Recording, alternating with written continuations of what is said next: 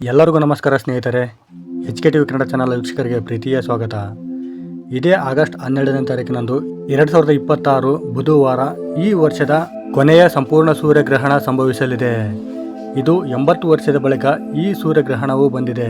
ಇದು ಭೀಮನ ಅಮಾವಾಸ್ಯೆ ಅಥವಾ ಶ್ರಾವಣ ಅಮಾವಾಸ್ಯೆ ದಿನ ಸಂಭವಿಸುವುದರಿಂದ ಈ ಸೂರ್ಯಗ್ರಹಣವನ್ನು ಅತ್ಯಂತ ಶಕ್ತಿಶಾಲಿ ಸೂರ್ಯಗ್ರಹಣ ಎಂದು ಜ್ಯೋತಿಷ್ಯ ಶಾಸ್ತ್ರದಲ್ಲಿ ಪರಿಗಣಿಸಲಾಗುತ್ತದೆ. ಹಾಗಾಗಿ ಈ ದಿನ ರಾತ್ರಿ ಕೇವಲ ಒಂದು ಮುಷ್ಟಿಕಲ್ಲುಪ್ಪನ್ನು ಯಾರೂ ನೋಡದಂತೆ ಈ ಜಾಗದಲ್ಲಿ ಇಟ್ಟರೆ ಸಾಕು. ನಿಮ್ಮ ಮನೆಯಲ್ಲಿದ್ದ ಎಲ್ಲ ಸಮಸ್ಯೆಗಳು ದೂರವಾಗಿ, ಜೊತೆಗೆ ನೀವು ಶ್ರೀಮಂತರಾಗುವುದನ್ನು ತಪ್ಪಿಸಲು ಪ್ರಪಂಚದಲ್ಲಿರುವ ಯಾವ ಶಕ್ತಿಯಿಂದಲೂ ಸಾಧ್ಯವಿಲ್ಲ. ಅಷ್ಟೊಂದು ಶಕ್ತಿ ಈ ಉಪಾಯಕ್ಕಿದೆ. ಎಲ್ಲ ಕೆಲಸಗಳಲ್ಲೂ ಯಶಸ್ಸು ಸಿಗುತ್ತದೆ. ಈ ಸೂರ್ಯಗ್ರಹಣದ ತಿಥಿಯನ್ನು ನೋಡುವುದಾದರೆ ಆಗಸ್ಟ್ 12ನೇ ತಾರೀಕಿನಂದು ಶ್ರೀ ಪರಭಾವನಾಮ ಸಂವತ್ಸರ ಆಷಾಢ ಮಾಸ ಮುಗಿದು ಶ್ರಾವಣ ಮಾಸ ಆರಂಭ, ಗ್ರೀಷ್ಮ ಋತು, ದಕ್ಷಿಣಾಯಣ, ಕೃಷ್ಣ ಪಕ್ಷದಲ್ಲಿ ಶ್ರಾವಣ ಅಮಾವಾಸ್ಯೆ ಅಥವಾ ಭೀಮನ ಅಮಾವಾಸ್ಯೆ ದಿನದಂದು ಸಂಭವಿಸಲಿದೆ. ಸ್ನೇಹಿತರೆ, 2026ರ ಆಗಸ್ಟ್ 12ರಂದು ಸಂಭವಿಸಲಿರುವ ಸಂಪೂರ್ಣ ಸೂರ್ಯಗ್ರಹಣ ಅತ್ಯಂತ ಅಪರೂಪದ ಖಗೋಳ ಘಟನೆಯಾಗಿದೆ. ಭಾರತೀಯ ಸಂಪ್ರದಾಯಗಳಲ್ಲಿ ಗ್ರಹಣದ ಸಮಯವನ್ನು ಆಧ್ಯಾತ್ಮಿಕ ಚಿಂತನೆ, ಜಪ, ಧ್ಯಾನ ಮತ್ತು ದಾನದಂತಹ ಪುಣ್ಯ ಕಾರ್ಯಗಳಿಗೆ ವಿಶೇಷವೆಂದು ಪರಿಗಣಿಸಲಾಗುತ್ತದೆ. ಇಂದಿನ ಈ ವಿಡಿಯೋದಲ್ಲಿ ಕೆಲವು ಜ್ಯೋತಿಷ್ಯ ಮತ್ತು ಜನಪದ ಸಂಪ್ರದಾಯಗಳಲ್ಲಿ ಕಂಡುಬರುವ ಒಂದು ಮುಷ್ಟಿ ಕಲ್ಲುಪ್ಪಿನ ಆಚರಣೆ ಬಗ್ಗೆ ತಿಳಿದುಕೊಳ್ಳೋಣ. ಹಾಗಾದರೆ ಸೂರ್ಯಗ್ರಹಣದ ದಿನ ಕಲ್ಲುಪ್ಪಿಗೆ ಏಕೆ ವಿಶೇಷ ಸ್ಥಾನ ನೀಡಲಾಗುತ್ತದೆ? ಕಲ್ಲುಪ್ಪಿನ ಆಧ್ಯಾತ್ಮಿಕ ಮಹತ್ವವೇನು? ಗ್ರಹಣದ ನಂತರ ಯಾವ ಸಮಯದಲ್ಲಿ ಈ ಆಚರಣೆಯನ್ನು ಮಾಡಬೇಕು ಎಂದು ಕೆಲವು ಸಂಪ್ರದಾಯಗಳು ಹೇಳುತ್ತವೆ. ಮನೆಯ ಯಾವ ಸ್ಥಳವನ್ನು ಶುಭವೆಂದು ಪರಿಗಣಿಸಲಾಗುತ್ತದೆ? ಯಾವ ತಪ್ಪುಗಳನ್ನು ತಪ್ಪಿಸಬೇಕು ಮತ್ತು ಈ ಆಚರಣೆಯ ಹಿಂದಿರುವ ನಿಜವಾದ ಸಂದೇಶವೇನೆಂದು ತಿಳಿಸಿಕೊಡ್ತೇವೆ. ಹಾಗಾಗಿ ಸ್ನೇಹಿತರೆ, ಈ ವಿಡಿಯೋವನ್ನು ಎಲ್ಲೂ ಸ್ಕಿಪ್ ಮಾಡದೆ ಕೊನೆವರೆಗೂ ನೋಡಿ. ಮತ್ತು ನೀವಿನ್ನೂ ನಮ್ಮ ಚಾನಲನ್ನು ಸಬ್ಸ್ಕ್ರೈಬ್ ಮಾಡದೆ ನೋಡ್ತಿದ್ರೆ ದಯವಿಟ್ಟು ಈ ವಿಡಿಯೋಗೆ ಒಂದು ಲೈಕ್ ಕೊಟ್ಟು ನಮ್ಮ ಚಾನಲನ್ನು ಸಬ್ಸ್ಕ್ರೈಬ್ ಮಾಡಿಕೊಂಡು ಪಕ್ಕದಲ್ಲೇ ಇರುವ ಬೆಲ್ ಬಟನನ್ನು ಒತ್ತಿ. ಯಾಕೆಂದರೆ ನಾವು ಹಾಕುವ ಎಲ್ಲ ಜ್ಯೋತಿಷ್ಯ ಮಾಹಿತಿಯನ್ನು ನೀವು ಮೊದಲು ನೋಡಬಹುದು. ಸ್ನೇಹಿತರೆ, ಆತ್ಮಗಳ ಜೊತೆ ಲೀನವಾಗಿರುವ ಪರಮಾತ್ಮನ ಆಶೀರ್ವಾದ ನಿಮ್ಮ ಮತ್ತು ನಿಮ್ಮ ಕುಟುಂಬದವರ ಮೇಲೆ ಸದಾ ಇರಬೇಕಂತ ಬಯಸಿದವರು ಓಂ ನಮಃ ಶಿವಾಯ ಅಂತ ಕಮೆಂಟ್ ಮಾಡದೆ ಮರಿಬೇಡಿ. ಭೀಮನ ಅಮಾವಾಸ್ಯೆಯು ಕರ್ನಾಟಕ ಸೇರಿದಂತೆ ದಕ್ಷಿಣ ಭಾರತವು ಹಲವು ಭಾಗಗಳಲ್ಲಿ ವಿಶೇಷ ಮಹತ್ವ ಪಡೆದಿದೆ. ವಿವಾಹಿತ ಮಹಿಳೆಯರು ಕುಟುಂಬದ ಸುಖ ಶಾಂತಿ, ಪತಿಯ ಆರೋಗ್ಯ ಮತ್ತು ಆಯುಷ್ಯಕ್ಕಾಗಿ ಈ ದಿನ ವ್ರತ ಹಾಗೂ ಪೂಜೆಗಳನ್ನು ಆಚರಿಸುವ ಸಂಪ್ರದಾಯವಿದೆ. ಅಮಾವಾಸ್ಯೆ ತಿಥಿಯು ಆತ್ಮಚಿಂತನೆ, ಪ್ರಾರ್ಥನೆ ಮತ್ತು ದಾನ ಧರ್ಮಕ್ಕೆ ಶುಭವೆಂದು ಅನೇಕರು ನಂಬುತ್ತಾರೆ. ಈ ಬಾರಿ ಇದೇ ದಿನ ಸಂಪೂರ್ಣ ಸೂರ್ಯಗ್ರಹಣವು ಸಂಭವಿಸುವುದರಿಂದ ಈ ದಿನದ ಬಗ್ಗೆ ಹಲವರಲ್ಲಿ ವಿಶೇಷ ಆಸಕ್ತಿ ಕಂಡುಬರುತ್ತದೆ.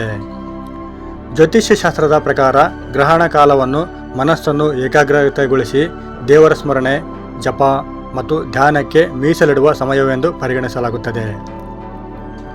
ಆದರೆ ವೈಜ್ಞಾನಿಕ ದೃಷ್ಟಿಯಿಂದ ಸೂರ್ಯಗ್ರಹಣವು ಚಂದ್ರನು ಸೂರ್ಯ ಮತ್ತು ಭೂಮಿಯ ನಡುವೆ ಬರುವ ಸಹಜ ಖಗೋಳ ಘಟನೆ ಎಂಬುದನ್ನು ತಿಳಿದುಕೊಳ್ಳುವುದು ಕೂಡ ಮುಖ್ಯ.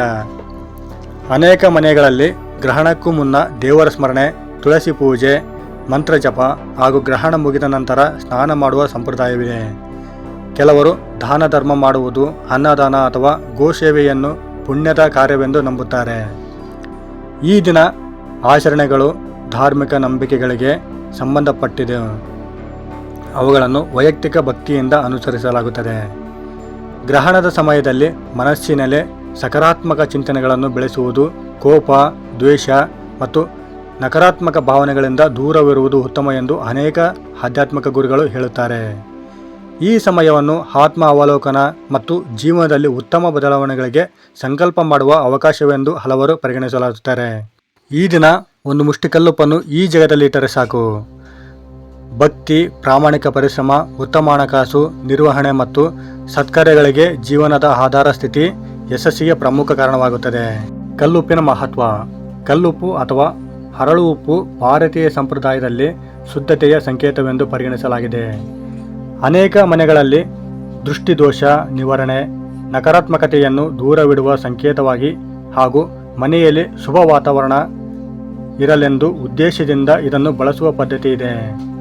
ಇವು ಧಾರ್ಮಿಕ ಮತ್ತು ಜನಪದ ನಂಬಿಕೆಗಳಿಗೆ ಸಂಬಂಧಪಟ್ಟ ಆಚರಣೆಗಳಾಗಿದ್ದು, ವಾಸ್ತು ಮತ್ತು ಜ್ಯೋತಿಷ್ಯ ನಂಬಿಕೆಗಳ ಪ್ರಕಾರ ಉಪ್ಪು ಪಂಚಭೂತಗಳಲ್ಲಿ ಭೂಮಿ ಮತ್ತು ಜಲತತ್ವಗಳೊಂದಿಗೆ ಸಂಬಂಧ ಹೊಂದಿದೆ ಎಂದು ಕೆಲವರು ನಂಬುತ್ತಾರೆ. ಆದ್ದರಿಂದ ಮನೆಯಲ್ಲಿರುವ ಸ್ಥಗಿತಗೊಂಡ ಶಕ್ತಿಯನ್ನು ಸಮತೋಲನಗೊಳಿಸುವ ಸಂಕೇತವಾಗಿ ಕಲ್ಲುಪ್ಪನ್ನು ಬಳಸುತ್ತಾರೆ. ಇದೇ ಕಾರಣದಿಂದ ಕೆಲವು ಕುಟುಂಬಗಳಲ್ಲಿ ಪೂಜೆಯ ನಂತರ ಕಲ್ಲುಪ್ಪನ್ನು ಬದಲಾಯಿಸುವ ಪದ್ಧತಿಯೂ ಕಂಡುಬರುತ್ತದೆ.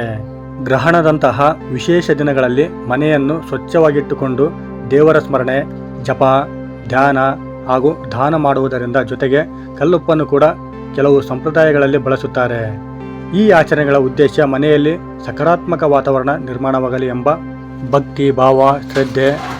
ಈ ಕಲ್ಲುಪ್ಪನ್ನು ಇಟ್ಟರೆ ಧನ ಸಂಪತ್ತು ಖಚಿತವಾಗಿ ದೊರೆಯುತ್ತದೆ. ಹಿರಿಯರು ಹೇಳುವಂತೆ ಕಲ್ಲುಪ್ಪು ಸರಳತೆ, ಪರಿಶುದ್ಧತೆ ಮತ್ತು ವಿನಮ್ರತೆಯ ಸಂಕೇತವಾಗಿದೆ. ಆದ್ದರಿಂದ ಕಲ್ಲುಪ್ಪನ್ನು ಬಳಸುವಾಗ ಮನಸ್ಸಿನಲ್ಲಿ ಒಳ್ಳೆಯ ಸಂಕಲ್ಪ, ದೇವರ ಮೇಲಿನ ಭಕ್ತಿ ಹಾಗೂ ಇತರರಿಗೆ ಸಹಾಯ ಮಾಡುವ ಮನೋಭಾವ ಇರಬೇಕು. ಹೀಗೆ ಎಂದು ಜ್ಯೋತಿಷ್ಯವು ಹೇಳುತ್ತದೆ.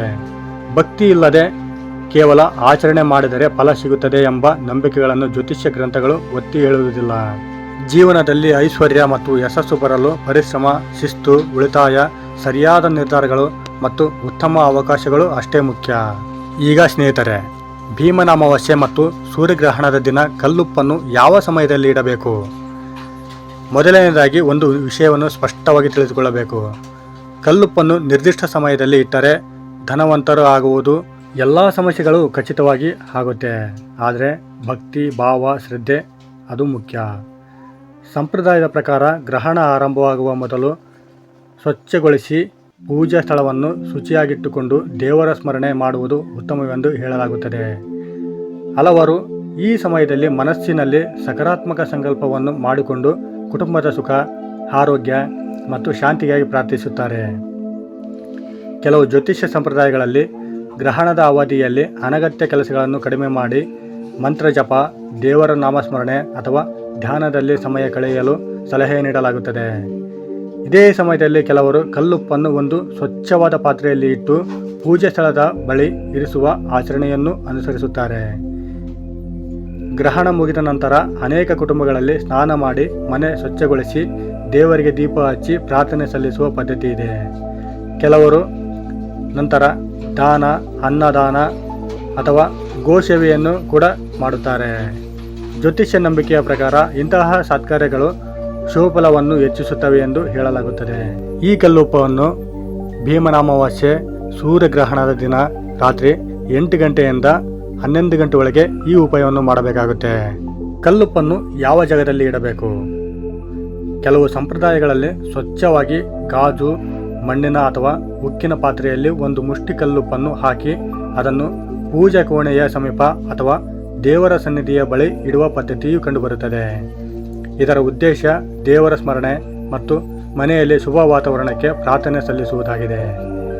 ಇನ್ನು ಕೆಲವು ಜನಪದ ನಂಬಿಕೆಗಳಲ್ಲಿ ಮನೆಯ ಮುಖ್ಯ ಪ್ರವೇಶ ದ್ವಾರದ ಒಳಭಾಗದಲ್ಲಿ ಯಾರ ಕಾಲಿಗೂ ತಾಗದೆ ಸುರಕ್ಷಿತ ಸ್ಥಳದಲ್ಲಿ ಕಲ್ಲುಪ್ಪನ್ನು ಇಡುತ್ತಾರೆ.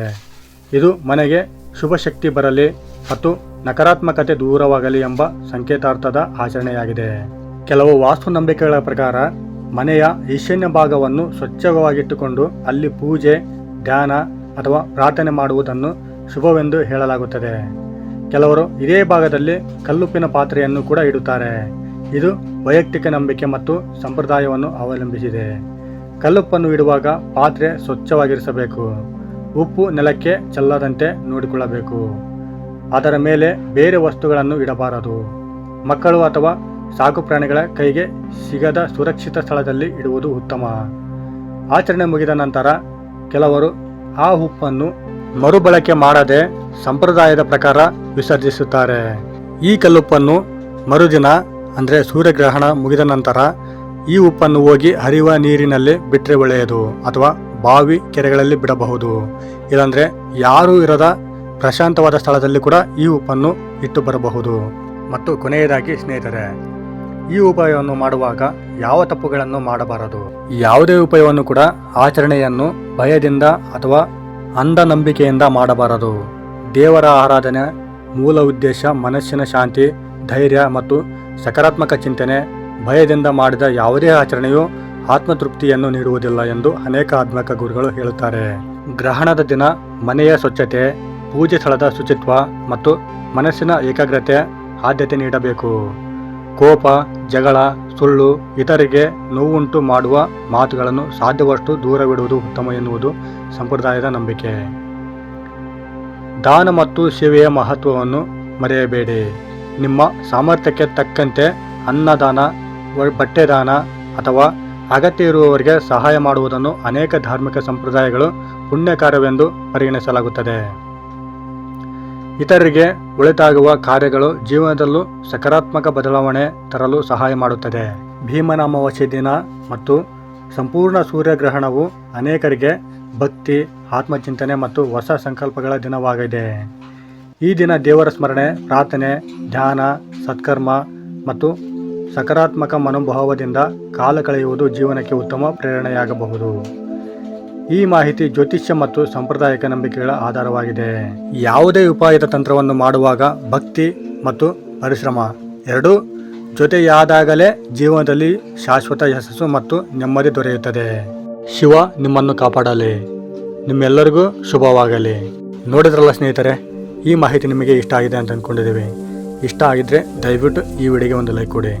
ಸಾಧ್ಯವಾದರೆ ಈ ವಿಡಿಯೋವನ್ನು ನಿಮ್ಮ ಫ್ರೆಂಡ್ಸ್, ಫ್ಯಾಮಿಲಿ ಹಾಗೂ ಗ್ರೂಪ್ಗಳಿಗೆ ಶೇರ್ ಮಾಡಿ. ನೀವು ಶೇರ್ ಮಾಡುವುದರಿಂದ ನಿಮ್ಮಿಂದ ಅವರಿಗೆ ಈ ಮಾಹಿತಿ ತಿಳಿಯುತ್ತದೆ. ಇನ್ನೂ ಹೆಚ್ಚಿನ ಜ್ಯೋತಿಷ್ಯ ಮಾಹಿತಿಗಾಗಿ ನಮ್ಮ HK TV ಕನ್ನಡ ಚಾನಲನ್ನು ಸಬ್ಸ್ಕ್ರೈಬ್ ಮಾಡಿಕೊಂಡು ಸಪೋರ್ಟ್ ಮಾಡಿ. ಧನ್ಯವಾದ.